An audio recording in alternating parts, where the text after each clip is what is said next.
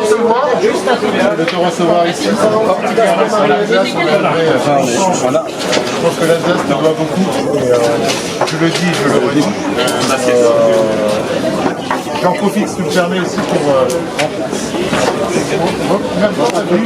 aussi l'occasion de remercier l'ensemble des personnes qui sont là, des militants qui sont donnés à fond pendant 3 semaines. On s'est beaucoup échangé dans les groupes, vous n'avez pas tous vu. C'est aussi pour moi l'occasion, avant de laisser la parole à Edouard, déjà de vous remercier de votre investissement. Et pour cette campagne, nous ferons tout pour gagner, parce que c'est essentiel.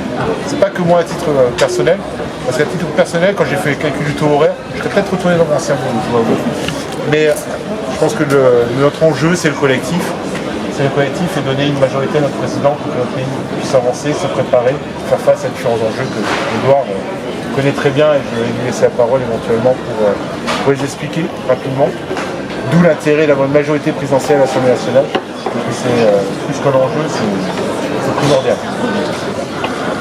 Bravo.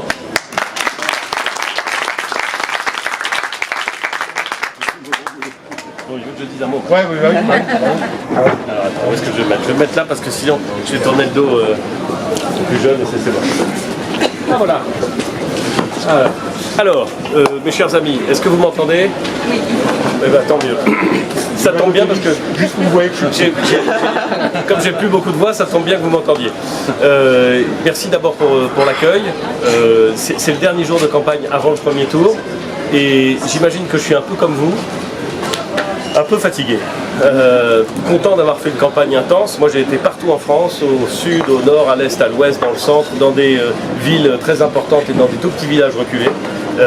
J'ai été voir des candidats de la majorité présidentielle. Certains sont très proches de moi parce qu'ils sont à horizon, d'autres ne sont pas du tout proches de moi et ils sont dans la majorité présidentielle et je les soutiens aussi parce que l'enjeu collectif qu'on a, c'est de donner au pays une majorité stable et solide à partir du 19 juin. Et c'est pas du tout une petite affaire que de donner au pays une majorité stable et solide. On a élu le président de la République il y a maintenant 2 mois. Certains ont voté pour lui avec enthousiasme, j'en fais partie. D'autres ont voté pour lui par devoir ou parce qu'ils considéraient que c'était la moins mauvaise des solutions. Et c'est respectable aussi. Mais en tout cas, ce qui est certain, c'est que quelle que soit la motivation du vote pour le président, eh ben, il a été élu. Et honnêtement, je ne vois pas qu'est-ce qui pourrait représenter un avantage à l'idée de dire qu'on devrait avoir une majorité qui rentrerait systématiquement en conflit avec le président de la République. On vit un moment très compliqué, il y a une guerre en Ukraine, il y a une inflation terrible sur les prix de l'énergie et sur les prix des denrées alimentaires, il y a des déséquilibres un peu partout dans le monde. Je sais que parfois quand on est chez soi, quand je suis au Havre, quand vous êtes ici à Cnos, vous dites bon finalement le monde s'agite, mais ici tout va bien. La vérité c'est qu'on vit dans un monde dangereux et on vit dans un monde qui va connaître des transformations extrêmement rapides et extrêmement brutales dans les années qui viennent. Et comme on est un pays qui a d'énormes atouts mais qui a aussi des fragilités, si on veut pouvoir faire face à cette transformation, eh ben, il faut une équipe soudée, il faut une majorité stable et solide, il faut des gens qui ne vont pas commencer à partir dans tous les sens quand ça va devenir difficile. Et c'est pour ça que je fais campagne partout. Et j'ai bon espoir qu'on arrive à donner au pays cette majorité stable et solide. Et Vincent, eh ben, il sera un des éléments influents de cette majorité stable et solide. D'abord parce qu'il a l'immense avantage de connaître l'Assemblée nationale. Ça a l'air de rien, mais c'est compliqué comme monde, l'Assemblée nationale. C'est difficile de savoir comment est-ce qu'il faut faire pour qu'une idée, un amendement, une politique publique puisse prospérer. Donc avoir de l'expérience, c'est toujours une bonne chose.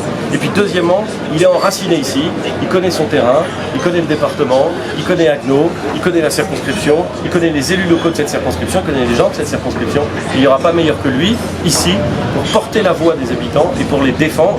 Et pas simplement pour les défendre, parce que quand on est député d'une circonscription, il faut la connaître, il faut être enraciné.